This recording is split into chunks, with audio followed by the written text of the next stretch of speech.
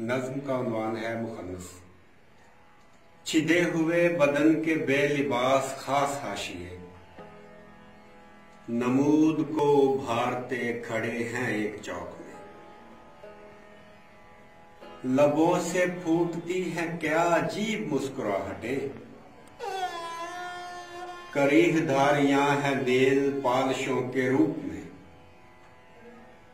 ये अध खिले गुलाब क्यों दरातियों से कट गए, ये नीले नाटकों में तीसरे फरीक ठीक हैं जो मरकजी अकाई में सिमट गए।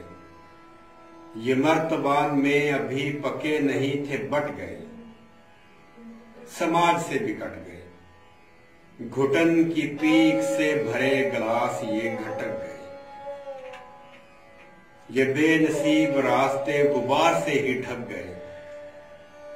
ये नक्श भी अजीब है कि दिन की रोशनी गवाहियों से मुनहरिफ हुई। ये मुनसफों की रात में कबूल है कबूल है। शफीक माओ की गुदास पुरसकून छातियां, शफीक माओ की गुदास पुरसकून छातियां, न बाप की वो झिड़कियां। खुली हैं पोह रात में ये बेबसी की खिड़कियां। खुदाई आयतों में ये हनूज बेनिशान है। ये बाणियां गुरु की गुनगुनाहटों से दूर है।